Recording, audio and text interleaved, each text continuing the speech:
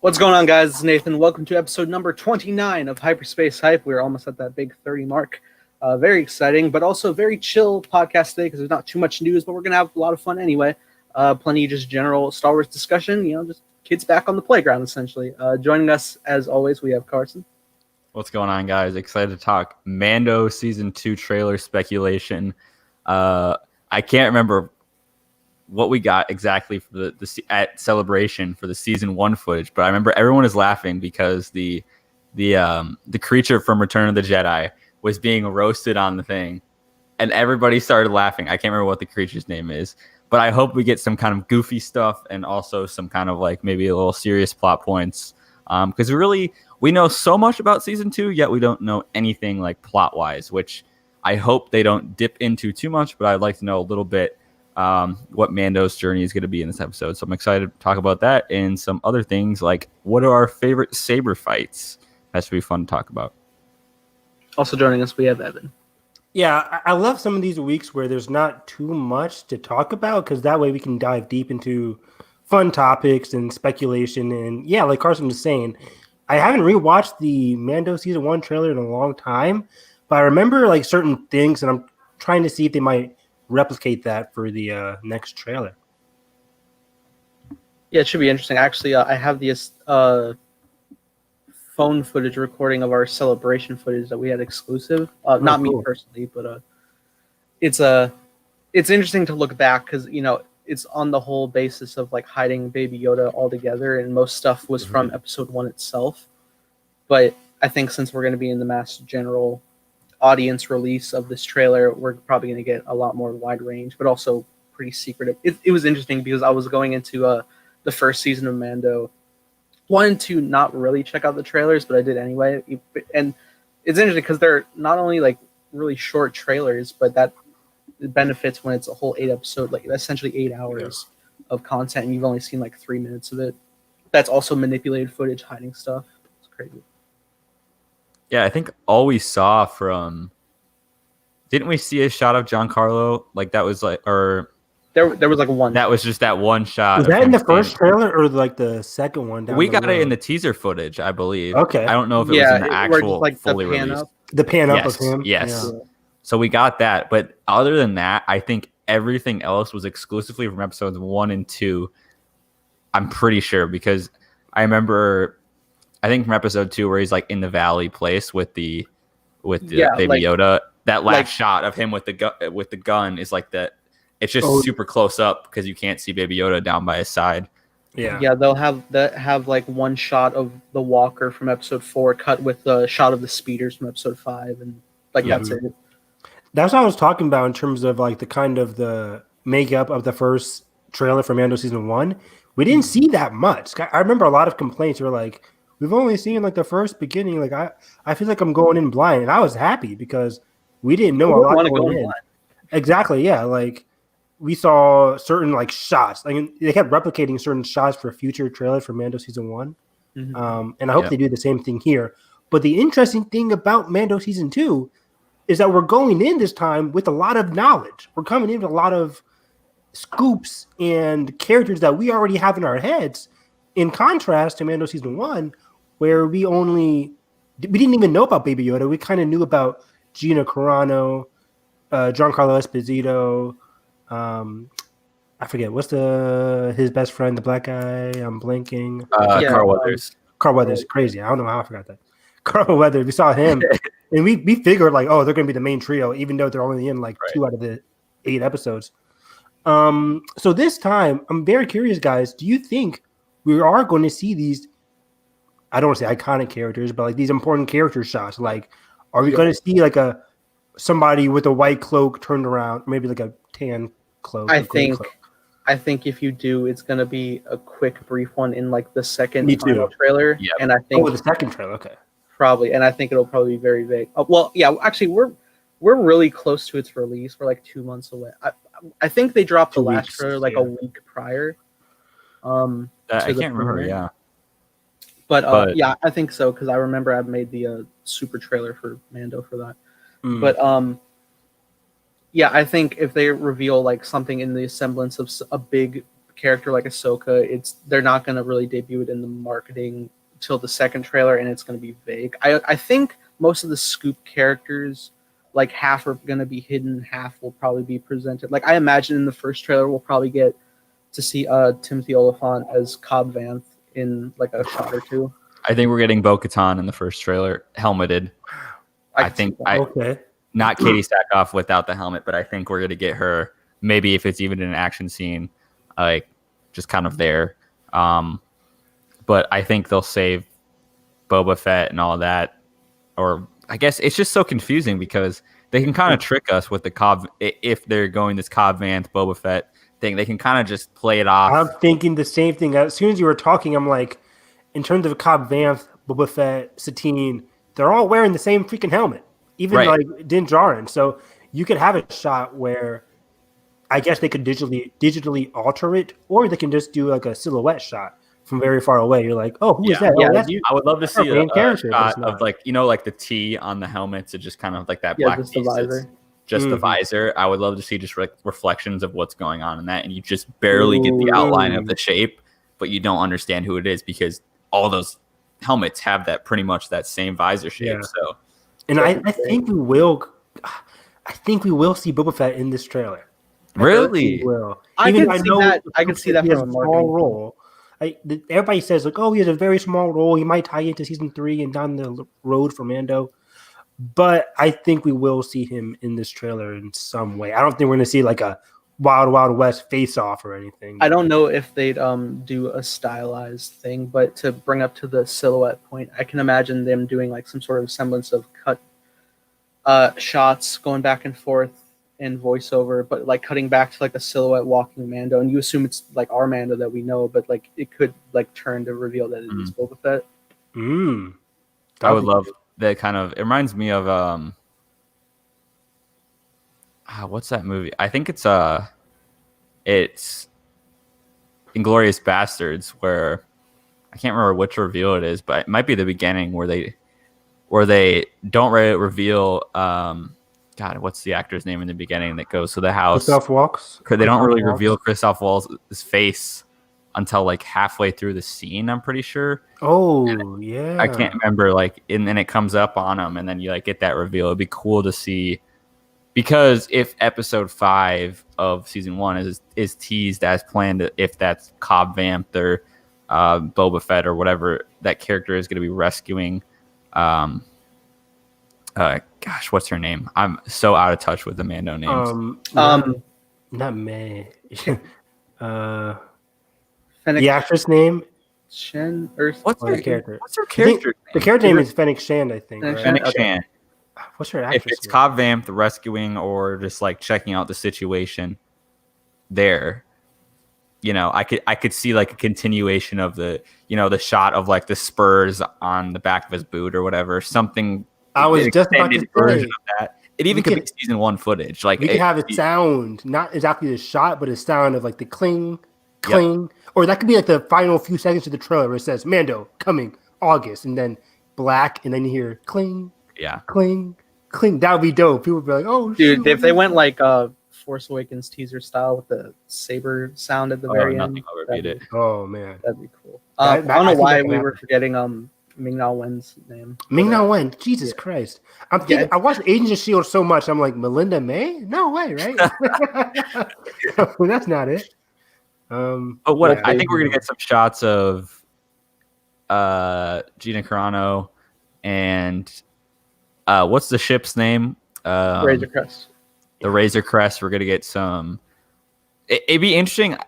I can see for this teaser, honestly, being very like stylized and like honestly like, oh, Gina Carano's back, Mando's back, like Baby Yoda, like just very like boom boom boom cuts between characters, tons maybe of little tease at the end, lots of title cards though of like, oh, who's back, like because it's kind of a big hit show, so I feel like it kind of beat that way. Speaking of title cards, the editor is going to have so much fun every single second with the every single nomination that they got. So it's like best drama, boom. best score. Emmy-nominated Boom. series.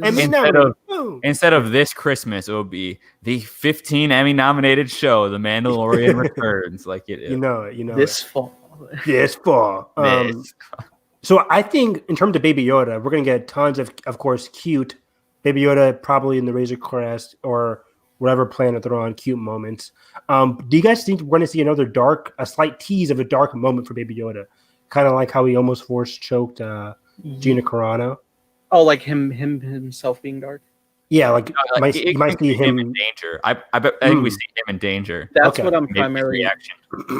That's what I'm primarily thinking is what I think is gonna go down for this trailer. Is I think they'll have some form of a voiceover. I don't know necessarily what the discussion would be about, but I'd imagine it's just kind of like going to go on to like the stakes and danger of this journey Mando's Give me a Moff Gideon voiceover. I was gonna say I can either see it being either Cobb Vanth or Moff Gideon doing the voice. Really? For the trailer. That is unique. Star Wars.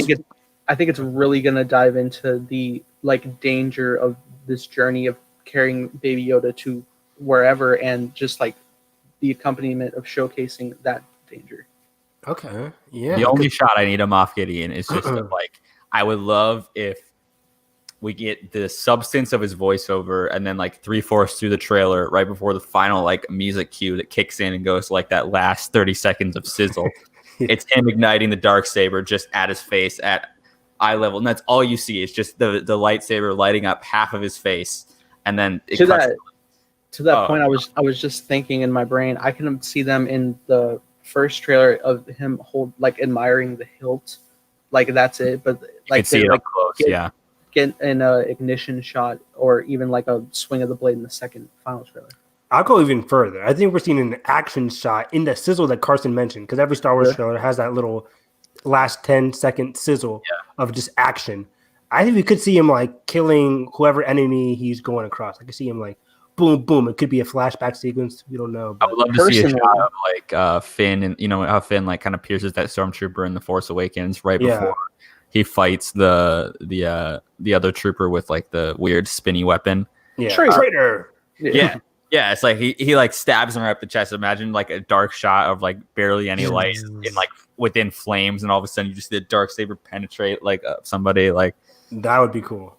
Okay, imagine even if it like started out with that. Like oh my god, if that's the first shot, like, because here's the thing for trailers, especially like season 2 trailers or movie sequels, they usually have a darker tone. You get Age of Ultron, where it's like no strings on me. Every Age of Ultron trailer, fantastic. Last Jedi trailer, the Last Jedi, in the Last Jedi, very dark. It's very like vague too, but it's like it's very dramatic and like it's dramatic, dark, everything. Like the Jedi shall end. Like it's very ominous. So I think we could see the same thing for if they want to go the quote Empire Strikes Back route for this season, which I do think we're going towards too. I think the season might end badly for Mando. Just a little theory, but yeah. So I can see a very dark trailer, at least the first teaser trailer. And for voiceover, like I always go to like the Snoke voiceover in the Last Jedi final trailer, which was so good. So good. He's like, when I first found you. It's definitely the best. I still also I love the Snoke voiceover from the Force Awakens teaser too. Oh, so good. That was great. What did he say in the first Darkness Force rises. Awakens? He said there's been an awakening. Rises, and it gives like a 5-second beat and light to meet it. Falcon comes zooming in, and I'm like, oh my god. The Force Awakens, like, have you felt it? It's like, oh my god. Andy Serkis is the god among men. I feel like a petty nerd because I don't think that's the line. Really? Yeah, no, it's out like going through the trailer. It's there's been an awakening. Have you felt it? He says the dark side. Yeah. Oh, dark side. Then the light. I think what you were saying is for Last Jedi. Yeah, sorry, I was mixing up the two, but either way. Sorry. So we're gonna get. You guys are thinking we're gonna get a Giancarlo Esposito. It's too perfect. I think it's either gonna be him or Cobb Vanth. I think Cobb Vanth would be weird because nobody has heard him in the show. No, it would, but I think it would completely depend on what Vanth would be talking about. Like I think I had pitched like way forever ago when we first heard about him of maybe going toward different lifestyles than committing to this honor route and stuff. I don't know if that would come from Bantha. I think I pitched that for Boba Fett. So Yeah, unless you heard Tamora Morrison, I don't know. Like, I still think the Cobb Vanth Boba Fett storyline is going to have a much less significant plot heavy thing than the Moff Gideon overall conflict. But it could be cool for voiceovers. I like what you're saying about like tempting Mando in a different direction, because that's essentially what I think. We always talk about how he's going to be pulled at a million different directions in this season because there's like 7,000 different characters in different groups. Yeah. So that I think they very much will try to sell that. And then I don't know. I'm just getting way more hyped. Like I've always been hyped for this season, but like it kind of feels like, I don't know. It was like we got Clone Wars and we were just kind of on fast track and we're just like talking about, release dates got moved for the movies, and now all of a sudden we're like 2 months from release of Mandalorian season 2, and it doesn't really feel real yet for me until this trailer comes out. I'm like, oh my god, we're like this close already. Like it doesn't feel. Yeah, it's crazy. Especially in a world where Falcon and the Winter Soldier got delayed from August. I was supposed to come out this month. We don't know the status of the Marvel shows. Star Wars, Mandalorian has stuck to that October date for forever. Yeah. I guess they got a good head start with everything. Exactly. Yeah. They kind of finished right before the whole COVID thing hit. So what did they know? Conspiracy. I know. Do you guys think we're going to see a lot of cool planet shots? I think the first trailer we saw like Tatooine, or not Tatooine, like that first planet they were on in episode 1. Yeah, I mean, there's a lot of like sweeping overhead shots on the planet, but I think I'm especially excited to see what ship they filmed in John No's garage. That's gonna be good. You know what? Now that I think about it, I think we're gonna get like a more prominent space battle in this. Wow. I think we're gonna get a little Imperial blockade of Moff Gideon or something chasing him down. And I think there's going to be a big space battle, but it's going to be big in the sense for Mandalorian because it could be 3 or 4 ships instead of 1. And that's going to be big enough for this show. Like, I think it's going to be very interesting what the scope is of this season. It's interesting because, like, I think it was episode 7 is when Moff Gideon lands in his TIE fighter. They made one TIE fighter feel so grand. Imagine what they could do on just, like, an Imperial shuttle or something. An Imperial fleet, yeah. That's a real question. In Mando episode 7 or 8, when they're having that discussion in the bar with Esposito, he's like standing up and he's like talking to him while everybody's like else is shooting in the background. Remember that? The TIE fighter is massive in the background. In the TIE fighter, yeah. So I'm like, was he standing up in the TIE fighter when he was talking, or does he have a bigger ship that we don't know about yet? Can you imagine like the jaw-dropping gut punch of like you're narrowing through like these different like ships, like maybe even if it's just like 3 or 4 TIE fighters, like a small fleet, and then you just see like the assemblance of a giant Star Destroyer, just like I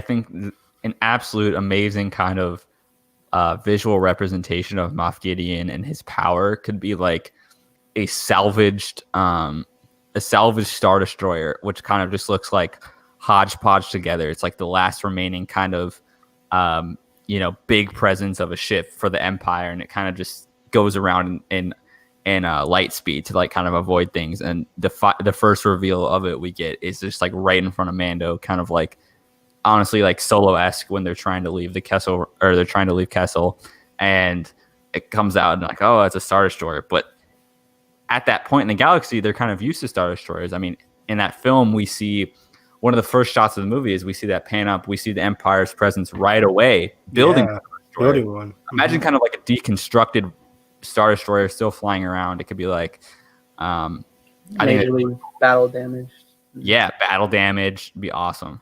I would love that.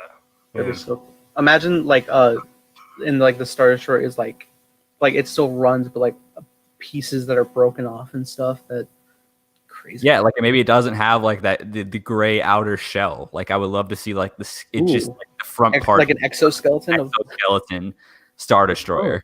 Wow. Yeah. This is post Battle of Jakku, right? So it could be a ship Battle of remaining Jakku. from the Battle of Jakku. Oh man, that'd be cool. Jeez. Why does everyone want to go back to Jakku? And how prominent are Star Destroyers at this point in the timeline? Yeah, so he could have. I'd imagine they're not as much though, which I think would be even more intimidating to see one. Right, totally. Even more of a holy shit moment because it's one ship, but the resurgence of the Empire, these little cells that are still left hasn't been seen to that extent, and at least in the audience point of view, we've only seen the menacing presence of one TIE fighter, and how big of effect that would be. And all of a sudden, season 2 just completely thwarts it, and it's just this big ship comes in. Do you guys think we'll see any more brief semblance of the rebellion? Ooh, I'm hesitant. I'm hesitant to say no. I don't think it won't. I think it won't actually. Okay. I think because it's gone beyond the trailer. I think because we have Cassian at that starting point, of rebellion cells and whatnot, that were all the politics and stuff we're getting that show. I think it makes more sense for Mando to stay focused on the outskirts of all this stuff that's happening post the Empire. But we never know. There could be, I don't know what it would even look like, but no, we saw X-Wings in season 1. I mean, there's all sorts of stuff. And that was it. Yeah. So that was crazy too. Just going around on the prisoner ship, and there was just one dude on the whole thing and just droids. Yeah. Things are very barren. Bare bones right now. Which I guess makes sense when the majority of the fighting is already gone mostly. Totally. Yeah. So yeah, I don't think I'm with Carson when he said earlier that a lot of these characters could be mashed, like Bo-Katan and them. Yeah. I don't think is Sabine rumored? Was that Mando? Yeah, rumored. Yeah, I forget all the rumored people. Commander Cody or not Rex. Rex. Wow, that was bad. If you saw a shot of Rex, I mean, the idea is so apprehensive, but if I saw it, I'm like, oh my god. People are like, oh, is that Rex or is that Boba Fett? Or is that just another clone armor just chilling? I would love to just see a bald head. That's it. Just bald head. Faded blonde hair. Bald head. So the final shot is a bald head. It's like, oh my gosh. The title card goes within the back of the head. There's there's gonna be so many pictures of measuring the vein outlines on Tamora Morrison's head. Oh my god. Just, they did the same thing for Into Darkness with Khan's hand. Is that Benedict Cumberbatch's hand? But then it wasn't. It was Chris Pine, you're right. So. Oh wow, I remember. Yeah. That's funny. But things are crazy. It's gonna be fun. I think it's interesting to even think about the idea of having 2 trailers so close together. But this first one coming up, I think it's going to be pretty intense, a big kickback because the series was such a big success. I mean, whatever they're going to show is going to be fun. I think we're going to get some semblance on some I think Grief Karga and Cara Dune. I think they'll be somewhere, and we'll be seeing them in a dangerous setting. I think they're captured. I think they're captured pretty much. Wow. Because I mean, he's pissed after that. And he comes out of that TIE fighter. Yeah, and they're just chilling in the same planet. Back into town and being all right, I am not messing around anymore.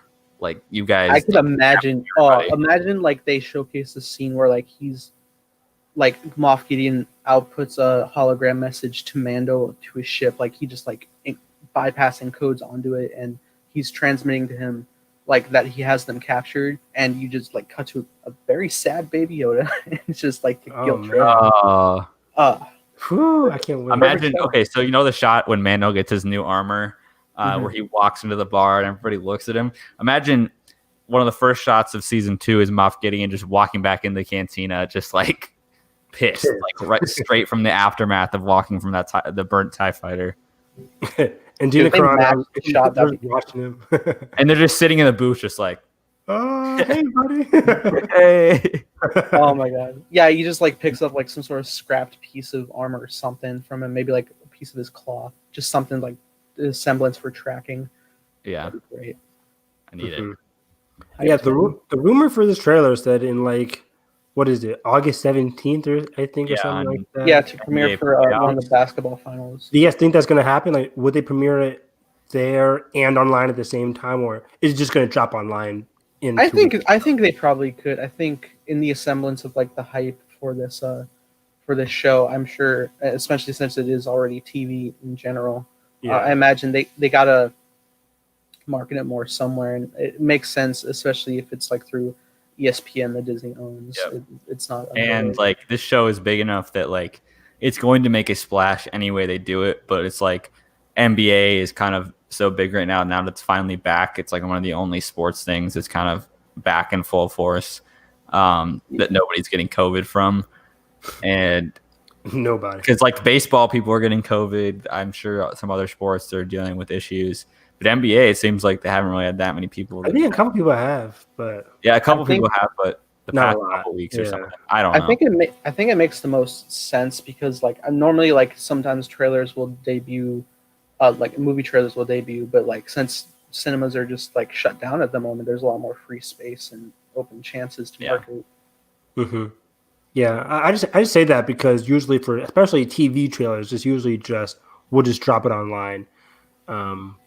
I don't know if that's the case for Mando because Mando is so big, it's so popular. It would make a lot of sense to drop it on the NBA because the audience watching that would. I think we'll get both. I think as soon as that TV spot airs, halftime, whatever it is, we'll get the immediate tweet from Star Wars. It will be up on the YouTube. It will be on all the kind of classic spots, and then they started dropping a lot of spots the week of Mando's premiere. I remember like they had like a 15-second spot a day. Like one had, it was like it made everybody go crazy because aside from like the 1 minute one that featured Fennec Shan, like they would just have like a 15-second spot, but people freak out because it's like, oh, I heard IG-11's voice in that and stuff. Yeah. Now I think we're gonna get also like hashtag emojis immediately after that. Will all go. I think somebody's gonna break Twitter and be like, "Oh, I found a hashtag Ahsoka worked." Like somebody's gonna freak out. That would be character posters or a season 2 poster in general simultaneous to the drop. I think so. Maybe even the day before, which would be great. Yeah, that'd be awesome. I'd love to see. I think what you'll probably get is you'll get the initial season 2 poster, and then you'll get character posters closer to release. Mm-hmm.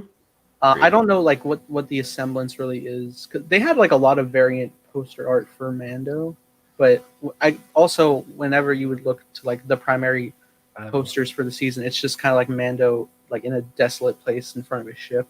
Yeah, right behind it. I don't know like how much they're gonna chalk into a new poster, but I'd imagine you'll probably have more prominence of Baby Yoda. Yeah. Very exciting. Very exciting. Super hyped. We managed to fill like about 30 minutes of show on that, so that's good. I know. But continuing for, I guess for John Wick yesterday. Right. I guess like there's one other bit of news we can work off of is like there was a little bit of a semblance of Lego Star Wars stuff. Oh yes. Found out today. I think Carson had shared in chat with us. It was in regards to more hope that it will debut in 2020 this year, which would be super great. What was it that it was saying? It was announcing like the drop from the consoles, and it was announcing a special. It was a deal where you get a Vader keychain figure or something with if you pre-order, and then if you actually go to the Warner Brothers UK link and you scroll down, it gives you the option to select Xbox or PlayStation. So I click the PlayStation, I scroll down, gives Switch the basic synopsis of the game. Yeah, Switch is there, and you scroll down, and then you just see release date TBC 2020. So 2020 is still firmly on there. So it makes me think that that leaked October date is still going to happen, although aren't we supposed to get the Squadron that month too, and Mandalorian? So maybe they don't want to crowd it up. Maybe it's December. Maybe it will. I think they'll push it to Christmas, personally. Yeah. But this is the thing. If they do push it to Christmas, are they going to keep it PS4, Xbox One, and Nintendo Switch? The PS5 and Xbox come out in December or November. Right. It is. So, I'm getting the PS5 date. That's something I was thinking too, but also at the same time, if it's gonna premiere 2 months prior. Like, why wouldn't they also?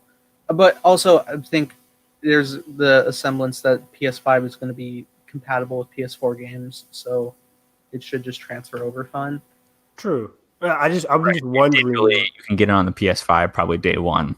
Yeah, ideally. PlayStation Store. So, it depends if you're a physical games kind of person that wants It's to. It's just crazy. It's August. If this game comes out this year, this has to be one of the most shortest marketing campaigns. Frames. I mean, we've gotten like 2 teaser trailers, but like we have not got gameplay. We've gotten one big article from the creators on May the 4th, but other than that, there's been nothing to really. Not even. Did that article even reveal anything? No, it was kind of like there's gonna be all all 9. Yeah, we know this stuff already. It's crazy. Yeah. No, I'll be right back. Yeah, and it's crazy because for Star Wars Squadrons, I don't mind that has a shorter marketing campaign because it's only $40. It's gonna have probably a short campaign, multiplayer centric, and even then, that multiplayer only has 2 modes. So I'm like, I know why that has a shorter marketing campaign. This is huge. All 9 films, 500 playable or whatever the number is. So many people are hyped for this game. I would expect it to be marketed. Even with the PS5 event like a couple weeks ago, and they previewed a lot of the PS5 games coming out. Like, we've seen more from Miles Morales Spider-Man than we have for Lego Star Wars, which is crazy. Crazy. Think, is there a big trailer on the horizon? Is there going to be a reveal before the Mando Season 2 trailer that we get a big Lego Star Wars trailer of gameplay? I don't know. We need it. We need a big Lego Star Wars trailer. And boom, October. Followed up by gameplay. Boom. We just need a lot. Yeah, they've been marketing all the sets too. So oh, it says 2020 in there. How recent is that? Yeah, Skywalker Saga 2020. And it says PS4, Xbox One, and Nintendo Switch. I think it's still going to stick to that early October date. How recent is that, Nathan? I think. I'm trying to remember when the sets actually dropped. I imagine they dropped somewhere around spring this year. Okay, yeah. So. And that's when they were still telling us this year. I remember last year they said summer 2020. Yeah. I think the Warner Brothers thing, the actual, you're able to pre-order it now in the UK, definitively from Warner Brothers on the website.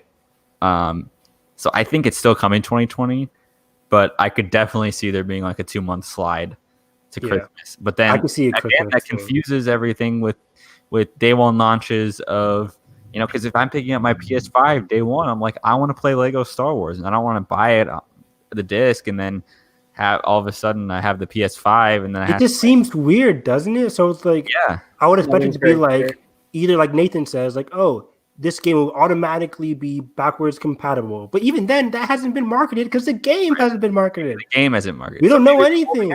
Maybe they're holding out for day one releases of the game being PS5 discs. So maybe that takes an extra 3 months of distribution or whatever. So maybe they should have been working on this for. That's what they should have known this. Crazy. Because obviously they're in communication with the studio and Xbox. Yeah. Hey, your next gen console is dropping. Christmas 2020. I mean, they have that whole timeline of when they're in that conversation. So it's just weird. It's a weird release date, and it's even weirder that they haven't been pushing it yet. It's crazy. This is a AAA game, I think, right? This is huge. We haven't seen The Last Jedi in Lego form yet. We haven't at all. So this is huge. This has been The Rise of Skywalker. The last Lego game we got was The Force Awakens, which is a long time ago now. And I skipped that because I'm like, I'll probably wait for the whole sequel trilogy to be in Lego. We finally have that now, and we've heard nothing. It's weird because the Force Awakens, I just got it. It's interesting because it's such a switch up from the complete saga. Lego has updated their game designs essentially. They did the same thing for Jurassic World with all the Jurassic Park films, where they just update the different style of gameplay. There's new it's not a weapon wheel, it's a character wheel, but it works the same way. there's a lot of different stuff. But it's funny because I remember when Lego Force Awakens came out, they had expansion packs available at least for characters from Rogue One and Rebels, which is really cool to see. And also original trilogy characters, basically like any era. But now this is like an even bigger one because you're combining just so much of the saga, and I'm excited to see what they're gonna include for that. And I really hope they have expansions for Rogue One and Solo for like playable levels. Rogue One, Solo, and the TV shows. I need to play as Ezra and Kanan, please. And Sabine and Hera. Come on, Thrawn. I'm kidding. I'm good. If you play as just run around. Imagine a Thrawn mission where you're just like practicing and your combat skills and that one. The Rebel sequel show is on Lego. I'm just thinking about the character models because like whenever you like pick a Lego character, they'll just kind of like stand there and they'll get into their own pose. I imagine Thrawn just kind of like standing around. Just very regal bow or whatever. Oh, so great. I'm really excited. Yeah. Are you guys still getting Squadrons, by the way? I want to get it Christmas. I think I'll get it. If I have money, I'll get it. But if I'm probably gonna get it just so I can like be able to like play with friends and like have time to. Me too. Better, because I'm gonna be trash at any form of fighter combat, so I gotta get better. I am so not good at fighter combat. Yeah. I was playing. I was playing Battlefield yesterday, and I'm like, I can't even fly a helicopter on this game. It's so hard. I'm gonna be trash on Squadrons. Oh man! Especially because I get off of school at Thanksgiving break, and I don't go back till February because same here. The COVID kind of distancing and trying to spread out the semesters or whatnot, and so I'm gonna have a lot of time in between to kind of, catch up on media and kind of do all that stuff. So I think it's definitely going to be, because I didn't get Fallen Order till Christmas last year, and I absolutely love just kind of like taking an entire week and just waking up, playing Fallen Order all day, and just like going through, building my saber, doing all of that. And so I think this will be fun. Hop on, do the short campaign, do the multiplayer stuff. It's not like Evan said, it's not like a day one game for me, but like I think I'm still going to be excited for it when I get it, and I'm definitely going to get it. Here's my issue is like you can squad up. My issue is like I can get a handle on fighter combat. My issue is there's no third person that I normally fly in. I have to stay first person, so it's even more restricting for me. Yeah. I've watched gameplay of like Star Wars Explained and Alex flying. I'm like, okay, I think I can get the hang of this.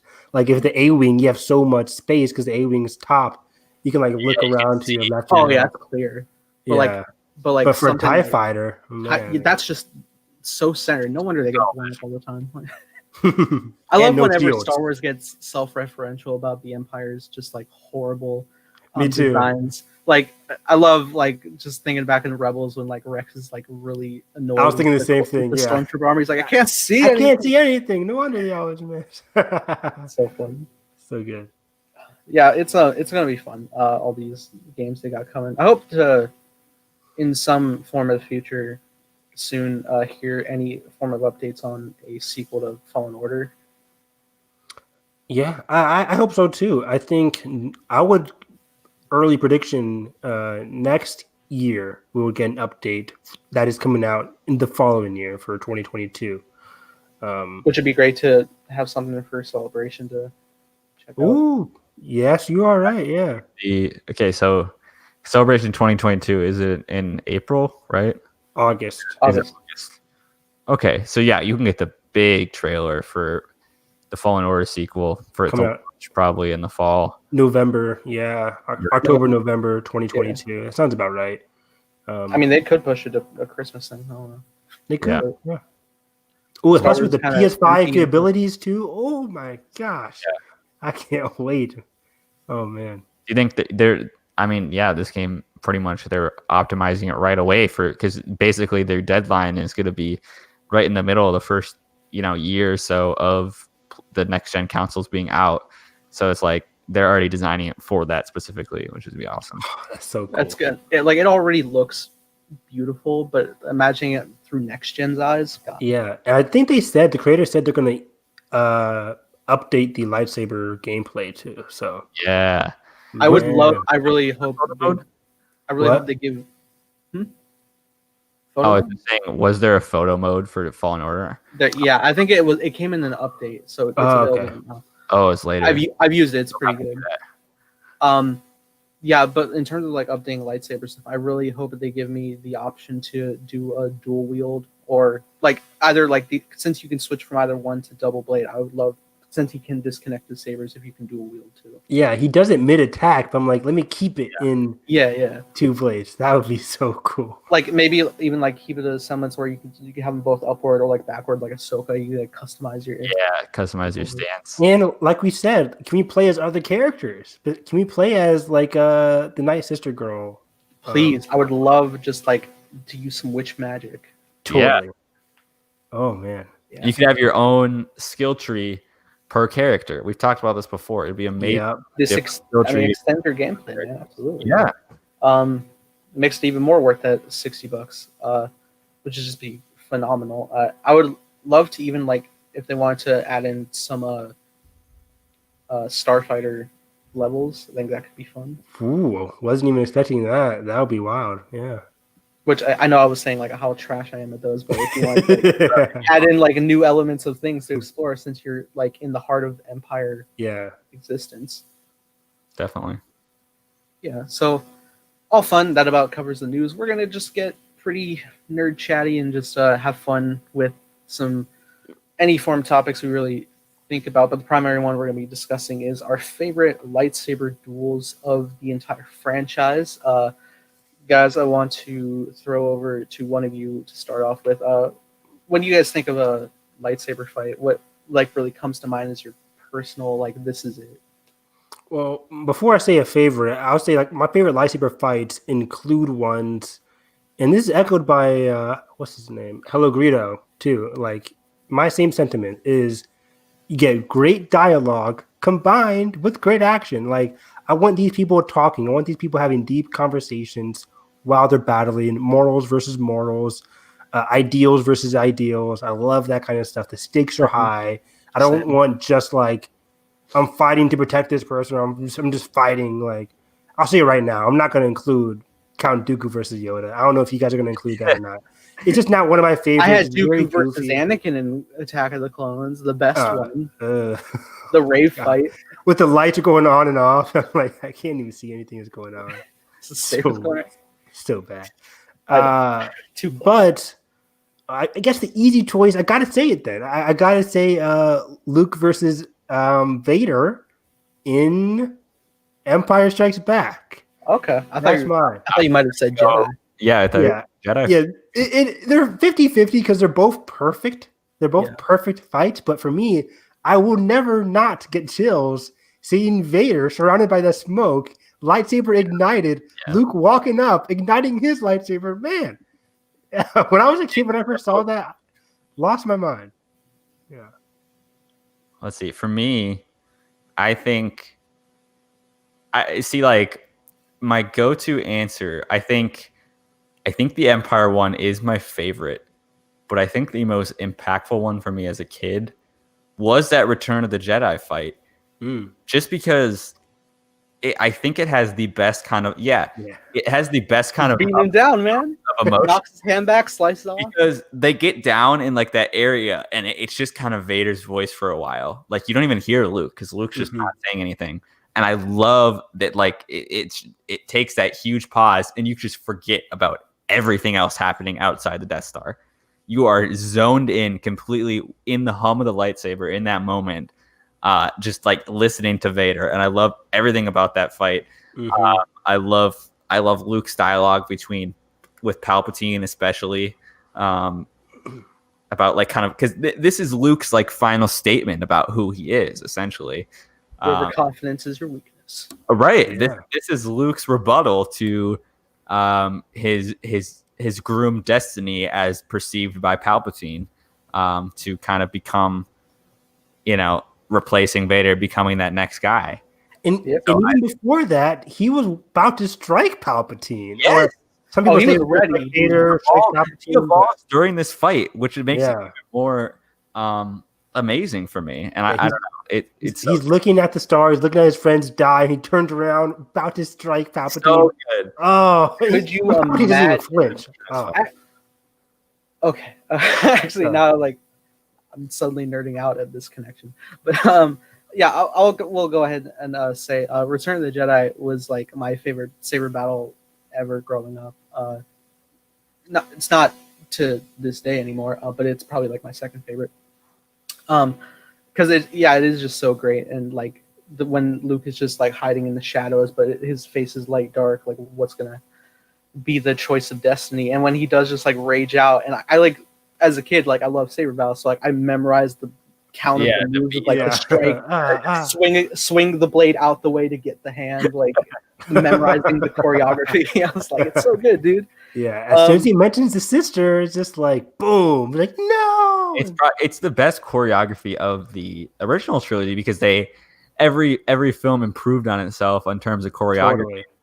And so by the time you get to that, you really feel it because they've kind of figured out what makes an intense saber battle, and it's that essential balance that Evan was talking about between the dialogue stuff and then the actual combat. You know, feeling every blow and not just craziness and swinging in midair. You know, I'm looking at you, Revenge of the Sith, great fight, but we might get to that. But yeah, on top of that, on top of the choreography, on top of the dialogue, on top of the fighting in general, the score for the Return of the Jedi fight is fantastic. I'm listening to it right now. Every so often. It's so good. Like when Luke strikes back, like his part 2, where he's just like mad because he mentioned Leia. When you see this whole wide shot of him just going on the offensive, it swells, and you're getting chills. And Vader's like not prepared for this, and man, that score is genius. So good. It's so good. To bring back the point I was initially discovering for myself, like we brought up like how intense it is that like Luke actually went to strike the Emperor, and I was like thinking in my brain, God, could you imagine what would have happened if Luke actually did strike the Emperor down? And then my brain went, oh, that's right, we saw The Last Jedi. Ben did that. Wow. We got that flip of what happened, and we got this cool team up against the Praetorian Guards, which is also a great semblance of a saber fight.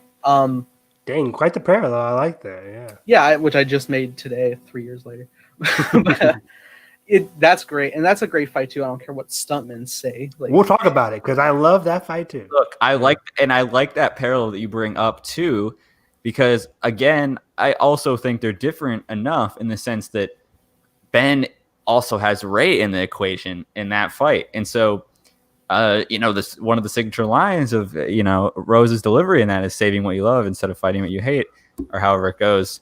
And like in that moment, yes, he's striking down Snoke to escape from that power that's been burdening him for so long. Mm-hmm. But he's also just saving a girl that's there and handcuffed in front of him. You know what I mean? That came there for him. Yes. And so that's very Ben. He's pulling towards that light of saving somebody. But also he wants to save her by doubling down on the dark side. Yeah, and then after he's so lost, man. It's so complex. That's why it's so emotional, is because you feel for that tragedy because he doesn't know anything else, because that is how the hierarchy of his life is gone. And so you get to that and you're like, you understand it. You're like, Ben, no, I know you're better than this, but that's all you understand. Yeah. That reveal is so good. Let's just, do you have anything else to say, Nathan, about the Return of the Jedi fight? Because I want to jump into the Last Jedi fight. No, that about wraps it up, because now I am in full gear of Last Jedi. Yeah, because setting that up, like you have Rey pissed off at Luke. She literally leaves Luke, one of her, like, she thought he was a myth in The Force Awakens, and she leaves him because she believes in Ben Solo that much. And then she gets there, and then Kylo's like, I love how even Rian Johnson commented how when they're in the elevator, Kylo is still not sure how he's gonna commit to defeating Snoke. He has this idea, he has Rey with him, but he's also like, I don't know, should I go through with it or not? But once he's in that room, once Rey's there getting just tortured by Snoke and getting levitated, I think that's when he commits. I think destroying Snoke. He sees himself. You're right. In the beginning of the movie, we get that amazing scene between Andy Serkis and Adam. Yes.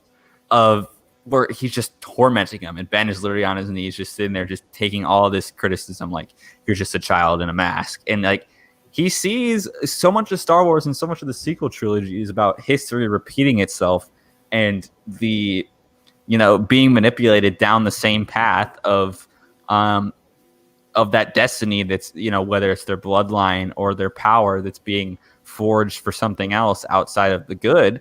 And so now he's seeing that potentially take over again and, to not only kill Luke, but manipulate Rey in that moment. And so all of a sudden he gets to make a choice. And even though after the fact he reacts in a different way than we thought it was going to go down, it's just like so powerful in the moment to see them go back to back and team up and just set up a middle point in the trilogy that you have no idea where the movie's going to go next. No idea. Yeah. I forgot. We saw Crate in the trailers. I had no idea. I'm like, oh my God, we still have a third act left. We have like 40 minutes left of this movie. Planet. Where is it going to go? I think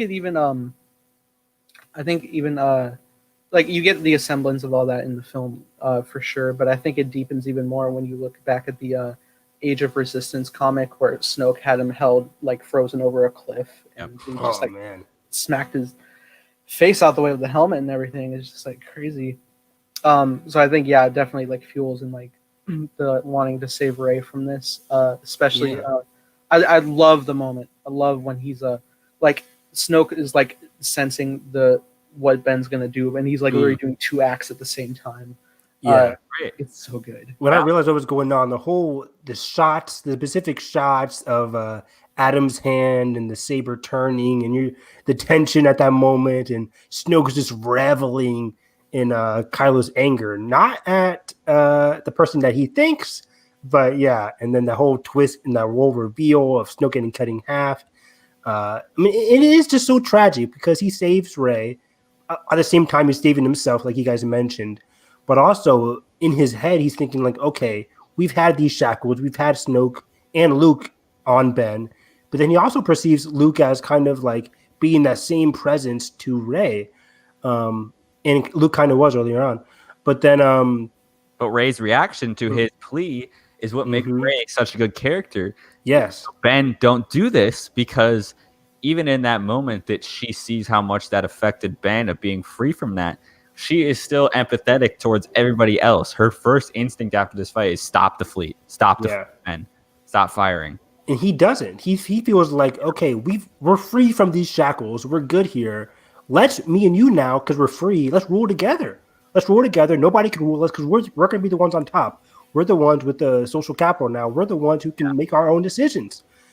But at the same time, Kylo Ben's thinking in this very narrow mindset of just Rey and just like his control, that he's not even caring about the people that his mother has fought so hard to coalesce and rebuild in the Resistance. And they're down to their last like 5 ships, like flying sort of ever. Like very small. Very, very small. Yeah. And man, it's just so great. And then that leads us to the next great battle of the Star Wars saga, on Crate. Yeah, let me just say that is my actual choice for my favorite. Yeah, you go ahead, Nathan. Is the showdown on Crate. I went to I actually pulled it up to watch it right before the stream started, and then accidentally finished the entire film. My bad, but because I guess it actually has been quite some time since I checked out Last Jedi. I think me too, dude. I haven't watched it since Rise, like December. Yeah, right now, like I'm still bleeding. Actually, I'll get to that point because like by the end I was like I'm so sad because I didn't think they're going the way I want. I really wish there was a sequel to that movie, guys. Where's it happening? Yeah, let's go back. Okay, so I start the scene. I meant to just go like straight to like the ship landing down, but like immediately it's just Hux getting smacked in the side of the ship. Like cool, I like it. But then I like went back on his dialogue. He's just like bringing me down to him. Like I was like really like studying like all this because it is primarily the most dialogue fueled duel. Maybe not like in length, but like there's not a single saber clash whatsoever, which I think is really interesting. But like I start watching it and like his shuttle starts to land and I'm just like, it really hit me how long it's been since I've seen this because I was like, oh my god, this my first like I literally said this out of my mouth. I was like, this is so criminally underrated. It's so gorgeous. It's so gorgeous. Atmosphere. Like the whole just the whole shot of the backlit sunset and everything. It's just it's perfection. The sound design here, where the ship's landing and then the salt's like spreading away, and the music, dude. I need to go back and the score only version because it's the spark, right? That's what it's called when Luke walks out. Yeah, when he walks out, but like just like the bombastic like first order bend. Like the shuttle land. It's so good. And initially, like I love this battle so much. It was going on. He comes out with his robe, just flapping in the wind, and I thought he was immediately gonna like kick it off like he does, but he says his dialogue first. He's like, "Did you come back to forgive me to save my soul?" He's like, "No." No. I was like, "Oh God, it's so good." Straight up, Luke is just like, no. So epic. I love it. Adam's guttural phrasing of those words is so good. To save my soul. Like he's so and it's even more like known in the novel too, where he's so scared of Luke, but he's also so upset and angry at him too. He's like over enough to like defend himself, yet like how he's so vulnerable in the moment. I think you can like really pick up on that because you see how he is with Rey and like throughout this whole film, like he's very caring. Even like after Luke disappears and everything, and they storm the base and he gets the dice, like he's still looking pretty hopeful to Rey when they have that connection. But in the moment when he's just seething with anger with Luke, he's just like, I'll destroy her. Like he doesn't care. He just wants to tear Luke down for everything he's standing for. Mm-hmm. Especially when he looks at Luke and the lightsaber is the same color as lightsaber that Rey just helped him with. So he's probably thinking like, did Rey help out Luke here now? Like, am I betrayed now again? Ugh. Oh. It's so good, dude, because they're looking back and forth, man, and like he's running over and he's slashing, hacking the air. Luke's just dodging out of the way. Mm-hmm. So good, and he just like regains his balance again, and they have the whole dialogue, and it gets even better when it gets to the point where Luke says, "Strike me down in anger, and I'll always be with you." Just like your father. And I paid extra close attention because Adam, like every scene, Adam's like giving 110%. But like his face when he brings up a Han to him, he's just kind of like shaken for a moment. And then he starts you cut to the hilt and he's like extra gripping it in anger. Because we all know he did not want to kill Han at all. He just felt like it was the thing. He couldn't commit, even though he did commit. Like he felt awful. It's sad too because from Luke's perspective, his mourning in this situation, he can't mourn. He has to reflect that. He's seeing Han's son. Like, how tragic is that? That like he's failed Han's son, and he has to act like, oh, you killed your. Like he has to prey on that in the moment. How hard is it to stay both that sharp of like not showing yourself as being vulnerable, and it's not just this projection of like. To serve a purpose, and it's like he apologizes to Ben too. Yeah, and it's not just Han's son; it's also it's Leia's son. It's his sister's right. And we get that scene before, which one of the best scenes in all of Star Wars between Mark Hamill and Carrie Fisher. I cry every single time. It is hands down one of the best directed scenes, lit scenes. It is perfect. It is perfect in every sense. Even thinking back to on Octo when he's telling the story to Rey that like Luke and Leia trusted me with their son, and he's teary eyed. Really, it's just all the culmination breaking my heart, moment. And like again to like I think Carson just brought it up. Like he has to like deal with all this emotion, but like hold it down while he's also projecting across the galaxy. And that reveal is insane because like when Ben's just seething with anger at the Han line, and he just goes and he slashes at him. And just it takes that moment where he's just like oh my god, okay, like I did that, and he turns around so hard, nothing, and it makes you wonder if he's also wondering, and even as the audience, like did he miss? Like you're just like looking at that real close, but like I also pay attention because it's a really quick cut, but like you see the saber go into Luke like in that swift shot, so it plays with the brain, and then we just like dips it through, and it's just the light, and it's just that's it, and he just fades away, and like he didn't get that chance to end what he thinks would help him. That closure, yeah. What's the best about this is, I think about this all the time. It's like one thing that just epitomizes this as the perfect Jedi moment is, he could have disappeared right after that slash, and Ben could have just turned around and saw nothing and then got the point. But the fact that he stays and delivers that line, it brings Ben back to reality. Like, look, your anger got the best of you, even if it's indirectly.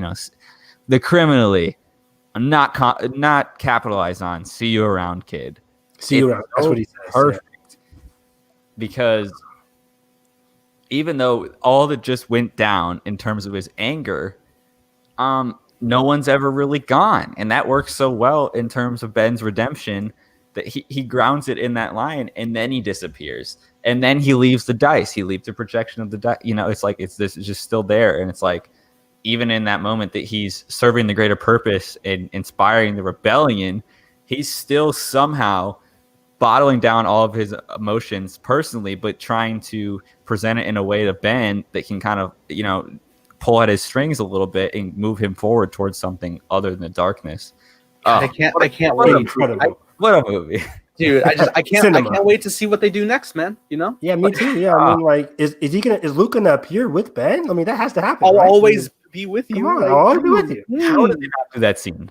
Look, it is the most telegraphed scene of all time. It is like written for you to be in the net. Like, if I'm writing, I'm like, okay, I'm writing like a scene list, and that's like number 15. It's like right there. It's like Luke. I think in JJ's head, dude. I was thinking about this too, because it's in the dialogue during the duel. When Luke says like, I will not be the last Jedi. Like, I was thinking about that too. I was just like, there's so much story potential to just progress, because we already addressed throughout the film, like, the Jedi were like so faulty, and like we need to be better. And like, you can still have the Jedi, but like make them better, and to explore that. But then we just kind of like praise them in the next one. We could have had a whole scene about the expectations of being a Skywalker, just reconciling, just like having that bloodline, and Luke failing him. We could have had the final closure. And even if you kept what was going on in Rise of Skywalker, like, imagine the conflicting voices in Ben's mind, like not just Palpatine but also Luke as well. Imagine that, like, oh my god. And it would have sold the redemption so much more. I still love Ben's redemption up until the parts that we have gripes with, the aftermath. But yeah. I love the Han scene. The Han scene is great. The Han scene, we needed more prom to be pulled before the actual redemption. It feels. I think that actually would have made it like even more stronger of a moment of at the Death Star, when, like, imagine it's both the whole voices echoing Palpatine and Luke back and forth, like both are like mentors he served that he wasn't happy with, but then when Leia's voice comes in, that can be the deciding factor. And then you have the Han scene, and it's just like perfect. And then keep him alive in the final battle. Then I would have been pretty all right with the Me too. But yeah, the Last Jedi fight is just perfection. Absolutely. I'll always love it. I think, and then the other one for me. Gotta mention the Force Awakens fight. It just has. Oh, okay. Wow. I was going to go to Phantom Menace, but yeah, that's let's probably go Force the best Awakens. lightsaber fight too. And again, the sound design. I think the sequel trilogy in general has great sound design when it comes to the lightsaber fights. The hiss of Kylo's saber, like against the snow. Oh, on Finn's shoulder. On Finn's shoulder. When Really burning into his. Yeah, it just digs in. Mm-hmm. That fight is so good. Of course, the most, one of the moments that still inspires me to this day is, Rey catching the saber, but also rewatching that movie time and time again. I love the moment where she just pauses and remembers Maz's words and just kind of sits there and like channels something that she doesn't really know that she can channel yet, and just taps into it. And it's just, I love where it slows down and you just see the red and blue against her face, and she which actually, funny enough, that moment was like something suggested by Ava DuVernay when JJ showed her a cut and was like, Ava was like, I think Rey needs a moment of, it needed a breath in the fight, like all these moments. Moment of clarity. Like that. I love that edge of the cliff. It's so perfect. It's so great. I love that they use like real lit sabers on set for like the lighting reflection. And I think you can even like see like reflected in their eyes and their pupils. It's great. I don't even think that's edited either. I think it's like literally you can see the props, but it looks great.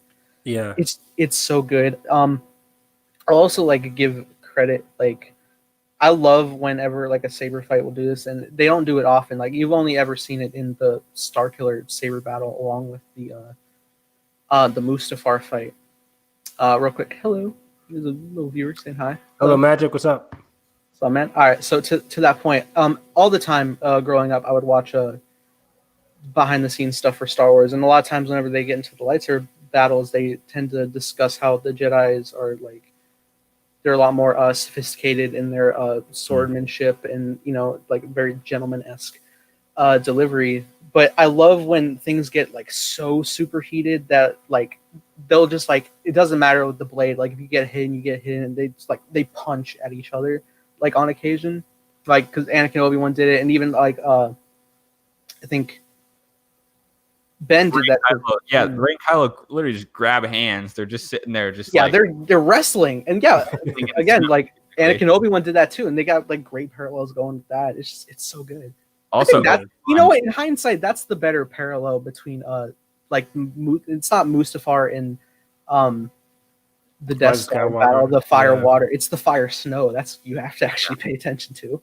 Yeah, I think so too. I mean, people compare that one to Rise of Skywalker because like it's a developed relationship compared to the Force Awakens where they just met each other. But I agree with you too, Nathan. I think there's a lot of parallels still with Revenge of the Sith and the Force Awakens. You know what's a good parallel is, we get that Rey gets that moment of clarity. It's so perversely opposite in Phantom Menace when Obi-Wan is sitting behind that laser beam, seeing his master get killed right in front of him, and you just get that pent up, just like he's angry. Yeah, you fight so differently after that moment. And so does Rey too. Rey goes on the offensive as soon as she gets that moment. Similar in that regard, and also by it takes Obi-Wan's near-death experience hanging there to kind of snap out of it and think about the situation and best his opponent. That's so good. Star Wars, man. Yeah, and then especially with the Force Awakens, like it's also important to note, like because remember there was so much controversy of how Rey could have defeated Kylo, but Kylo's coming in with a lot of emotional baggage with that fight. He just killed his father. He's wounded. He's wounded by Chewbacca's bowcaster, so he's very emotionally and physically wounded, and still powerful. And still super powerful. He almost could have won. That's such a great thing too. That I think is the best like explanation. Is like Ben is super powerful, but he's weakened. But he's still strong, and it's not until Rey like really connects deep with the Force that her power unlocks fuller and can best him at that time. And it reminded me of like even though in Empire Strikes Back, Darth Vader eventually won.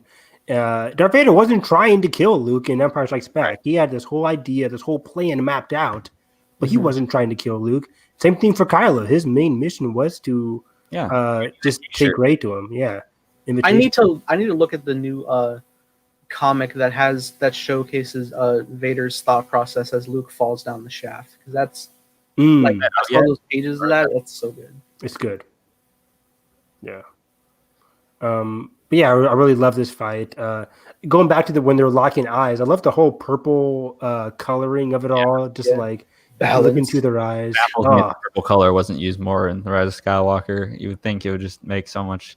Imagine if she crossed. I mean, I love the sentiment of Kylo throwing a saber into the ocean. Don't get me wrong, but part of me wishes Rey had Kylo's saber instead of red and blue. Right there, red, blue, purple, boom, balance, cinema. Yeah, man. Like the theme of like if they did purple balance is just like it feels like a missed opportunity. Even I'm using it in my own marketing on my own series. I remember like it's gonna be purple. There's gonna be purple in this movie. There's gonna be. We were all so hyped about They had that Empire print where it was primarily purple. Yeah. That was before like the whole marketing for Rise of Skywalker was all like blue instead of like because we saw like Rey's steps that kind of looked like World Between Worlds on like that poster of that artist poster. We're in for some crazy stuff here, man. I don't think there's any like. I don't think there's bad fights in The Rise of Skywalker either. Like I especially love their fight in between Kijimi and the Star Destroyer, just going between different locations. So cool. Because we explored like the whole concept in The Last Jedi, which is like super great. But the idea of like fighting sabers through that and like match cutting, panning shot, like that looked gorgeous. Yeah, I love that scene. And then he grabs the necklace, right? And then Yeah. Oh, that was cool too. Just boom. That was very funny. She was like, like, so that or something. I can't remember. Clutches Yeah. pearls. Like. She's on the ship. Go. Okay, but I will also say like the dialogue isn't the best of what they're executing for the story. So if I can get a score only version of Rise of Skywalker, I might be happier. But Do you know where you really came from? fill in your own subtitles, you know. Oof, poor Adam. But yeah, anyways. Yeah, and like his off day in New York City in a closet. It still kills me. Oh, They sold you to protect you. You are a Palpatine. He's just like, is that good? All right. I thought he was like, Joanne, help me. No. But going into one of the my last favorite fights is, of course, like we mentioned, the Phantom Menace fight. Oh, yes. Dave Filoni, of course, notoriously went on a huge spiel. I'm not going to copy what he said, but just we know it. Like the whole emotional, the mythical implications of this fight. It's so important, especially, of course, in hindsight, like what we know to happen with Anakin after Qui-Gon's death is just so impactful. But the battle in general, from Darth Maul's perspective, is very intriguing. Like, he's a very smart fighter. He's a very cool, calm, collected fighter. He's smart enough to disassociate Obi-Wan from Qui-Gon, who's the more experienced fighter. He kicks him away, usually trying to bait Qui-Gon. He's not using too much energy. He's letting Qui-Gon use all the energy and having Obi-Wan catch up to him constantly. Just his battle mindset is so freaking intriguing. I love it.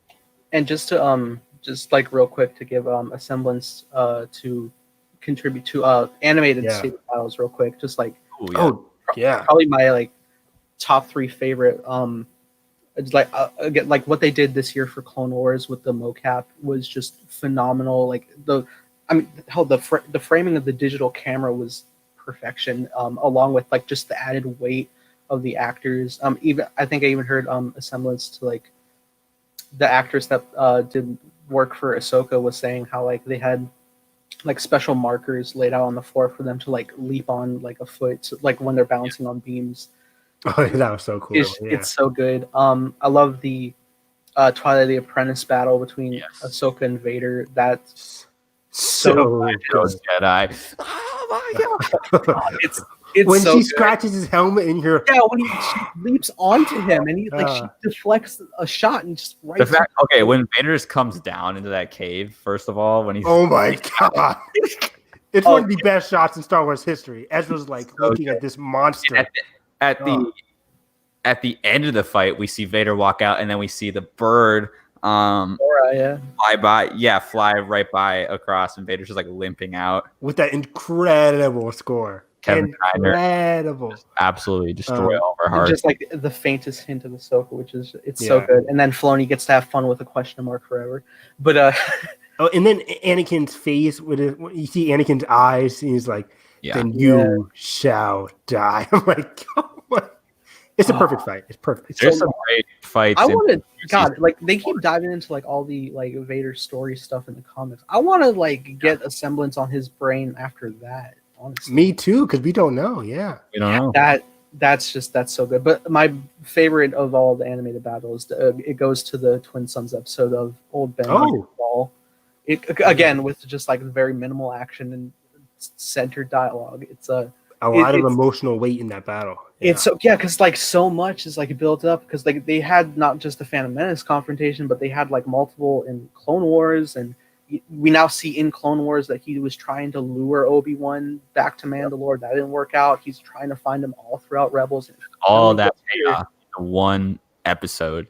And I feel like you'll even get like, holds him in his arms, and it's just oh my god. And I think we'll get like even more like depth of like the caring, and we do still of like Obi-Wan watching over Luke. But I think after we see the Kenobi series even more, we'll just be like, God, he's like just been so committed here, like everything he's gone through, and now Maul's back, and Maul picking up like, oh, you're protecting someone, and he just he instantly pulls out immediately ignites, which is so great that like he gets into his old combat stance, but then he just like then switches it up. no, never mind. He goes to the Qui-Gon stance, which is great, and Maul wasn't expecting that. He's Maul so wasn't fueled by expecting, but anger. he picks up and he goes back to like what he did in Phantom Menace, and he even like goes to headbutt the dude, but Obi-Wan knows it and slices through it right down his chest in like 3 hits. It's the most samurai sword fight in all of Star Wars, I think. Easily. And especially the implications of the whole fight where Obi-Wan thinks that's the chosen one at that point, and he tells Maul as such. He's like, I forget what Maul asked, but he's like, is that the one? Is he the chosen one? And he's like, he is, and he will avenge us. He will avenge us, yes. Which and is just so like sad. Just to pick that apart in the best ways, it's so good that not only like he's holding Maul as he dies, but the exact same way he held Qui-Gon, like, is just insanity. What a journey of a parallel. But also just like the idea of like Maul, like, you know, he's still like an angered being, but like the thought of his hopefulness that like the emperor that plagued so many people in the galaxy, like him as well, will get his due as well in the future, which is so good. Mm-hmm. Holding him in the same way he held his master just 20 years earlier, 30 even years with the earlier. respect to close his eyes, like, yeah. Oh wow. My gosh, great episode. So I imagine there's a grave for Maul somehow somewhere there. I haven't rewatched Rebels yet, guys. Like I've seen. Oh, you didn't? I thought you did after Clone Wars. No, I haven't done it yet. I've watched the first 2 I remember I've watched the first 2 seasons twice because I watched that anticipation for season 3 way back when, but I haven't gone back and done a full 4-season rewatch. Wow, so I need to do that because it's been a minute. It's been years. Doing that 4-season rewatch just cemented that Rebels is the best Star Wars show of all time. I'm gonna buy it. It's my favorite thing to look at especially when exploring the lore of the Force. It's just definitely. Filoni just loves going into like the crazy like concept stuff, especially like Rebels is primarily fueled in its art style through the Ralph McQuarrie concept arts, which are just some of my favorite things. So whenever I see stuff like that brought to light, even like the design of Vader's mask, because I know they had to switch up from Clone Wars, and people tend to give crap to Rebels in their art style, but I think it's like amazing. I think it's pretty great, pretty amazing. And I like the skinny lightsaber blades too. Like I was watching this video the other day. Somebody made it was called like the Twilight of the Apprentice battle with thick lightsabers. And I was like, it's funny, and like it doesn't look that, but I am watching. I'm just like, it's like overly bulky. It feels like I like the thin blades. Me too. It really works. But my brothers are gonna kill me if I don't mention the animation style not animation. One of the best animated fights with Savage Opress, Darth Maul versus Sidious. Yeah. It's so badass. Like it's so fast. It's so fast and so surprising. Like this decrepit old man is just like unleashing the power. He controls them. He just goes. It's crazy because at that point we've already seen Palpatine fight in Revenge of the Sith, and most of us are kind of disappointed. We're like, it's not the best choreographed fight in Star Wars. It's kind of weird. Let me see what. Yeah. Ooh. There's literally a freeze frame where he's like, it's so bad. The CGI there is not good. Not good. Oh yeah, he's got the CG head when he's like CG. So and there's even an interview of Samuel Jackson where he's just like, I really had to like try to. Like, yeah. Dude, they didn't have like the stunt double or so. There's something there. Yeah, there's a stunt double and they just CGI'd his. For the wide shot specifically. Yeah. Man. I mean, I think even like Dooku looks better in some cases than that. Me too. Yeah. Definitely. But yeah, so just having seen that, but then getting the news, like, okay, Savage Opress is gonna fight Darth Sidious. How is this gonna go down? And he just toys with them, and it's so cool because Sidious isn't a fan of like lightsabers. He's not really. He uses it to toy with the Jedi, but mostly right there, he's just teaching Maul a lesson. He's saying like, this is the real power structure. I control what you do. You don't get to make these moves behind my back, messing with my plots and plans. And he just goes off and utterly toys with them, not even breaking the sword. That was a fascinating connection of just like, I guess it might have like filled in like an existing plot point if anybody was assuming that, like how Sidious has he fights with 2 blades in the Clone Wars, but when he's fighting Mace Windu and Sith, he loses it out the window, but still fights Yoda later with one, so that worked out well. Oh wow, you're right. I never really thought about that. Yeah. Good job, Filoni, patching up the. But yeah, I just love it so much. Especially, I mean, I'm a huge fan of Maul, and this is one of Maul's lowest moments. But it's just so cool because I love Sidious even more, probably. And just seeing It's so him just horrible for Maul. it's so horrible, especially after in season 3, and I forget when this fight was. I think it is season 3 or 4. I think 4. Or, I think 4. Yeah. Throughout season 3 and 4, you see Savage Opress just utterly killing a number of Jedi, even giving Obi-Wan some trouble.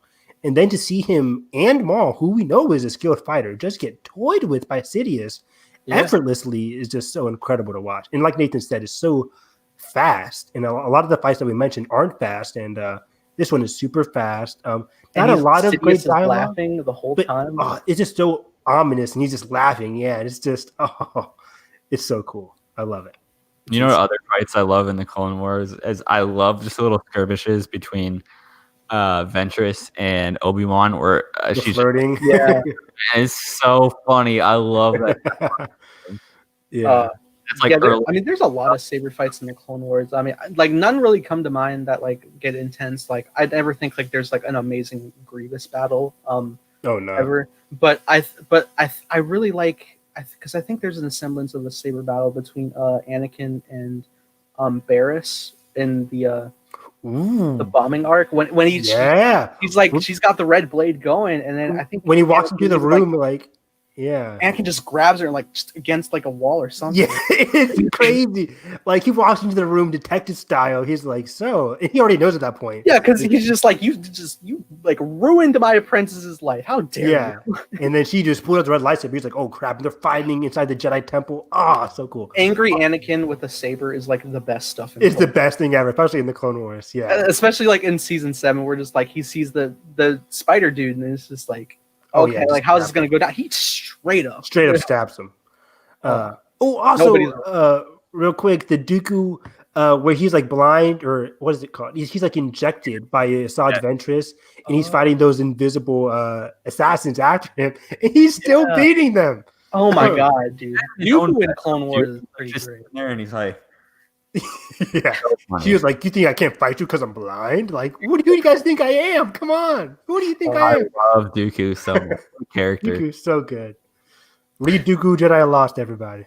Read Nathan, please. Oh, it's Nathan too. Nathan still hasn't read it. We talk about it every podcast episode. There's a book and there's an audio book. Yeah, no excuse. Look, for every audiobook I need to listen to, there's a movie you need to watch. And it's just... Hey, good point. Let's make a competition. Not a competition. Let's make a fair trade. And we'll all just like we'll highlight it green every time we mark something off. See if I'm contributing like 9 hours a book, like promise me a trilogy. All right, fine. I will watch the Bill and Ted duology. If you, I can't do that. That's all I ask. It's so fun, Evan. I'm sure it is. Check out My Cup of Tea every hopefully Wednesdays. But I think that about covers the show. I know we wanted to keep a certain time limit, so we will continue to that. But this was very fun to discuss and just we did great on time. Every single time we're like, we need to do more of this, but then we're stacked with scoops. And I know. There's just so much to go down on, but it totally was fun, and I can't wait to do more semblance of this. Hopefully the week stays slow again, so we can do more topics like this, because there's plenty of stuff in Star Wars to discuss of like recurring things, poetry, rhymes, all that. So this was a fun time to discuss. Can't wait to do more. With that being said, Carson, where can the good people find you? You guys can find me on Twitter at the Film Carson, talking about all things movie release dates, mostly just reacting to the ever shifting movie news. There was some news today about the Paramount decrees or whatever. If you guys don't know what that is, it's basically barring theater or studios from creating their own theaters and stuff like that. So those are potentially going away. So we could be seeing quite an interesting shakeup on how we watch movies and who actually owns those movie theaters. But anyways, that will be on next week of My Cup of Tea. I'm sure we'll dive deep into that and whatever release dates have moved. But yeah, I'm just glad to like talk Star Wars on these slow weeks, because we could fill hours and hours of whatever topic on one question. This week it was lightsaber fights. I'm sure we'll find something next week if it's a low scoop week. But it's Star Wars news, so there's always going to be something on the horizon. So can't wait to talk about it. Evan, where can they find you? You guys can find me on Twitter at HarrisEV9, talking all things Big Brother, because we're back, baby. All 3 months of watching these live feeds. That's what I'm doing till like 6 a.m. in the morning. Yep, I'm crazy. But also, like I love these slow weeks. I thought we were going to have a lot to talk about because of the whole, what was it called? Earnings call from Disney. And they didn't really talk about anything. Maybe a couple months from now they might with the future Disney Plus shows down the line. But until then, yeah, like Carson said, there's a lot of just thousands of stuff in the Star Wars universe to talk about. So I can't wait to talk about that with you guys. And as always, you can find me here on the channel and all links in the description below, primarily on Twitter. Best place to find me, where I'll be working on a semblance of stuff from my own original content creation of series to a slew of other collaborative stuff. And hopefully in the coming time, I will be taking these guys with me into a new logo for this whole thing that we have going on here, which I think will look pretty fun. It's past, I think it's past over time that I actually make an animated version of Evan, so I think that'll be fun. And just have the whole crew layout. What episode is this, by the way? Is this episode 30? 31? 29. 29. Okay, so next week is 30. That's exciting. That is, which would, if I crack down, I could actually like assemble a good premiere logo, so that would be great. I mean, the fact that I made the My Cup of Tea Spike Lee logo like day one. Oh, it's great. We're gonna put it on mugs, kinda actually, but that's gonna be fun, and I can't wait to just deliver more stuff for that. So with that being said, guys, if you did enjoy this live stream and you love Star Wars, be sure to follow us down in the description at Hyperspace Hype, our individual social medias. And if you didn't like this stream, hit the like button, subscribe if not already. And that being said, I hope you have a great day. May the Force be with you always.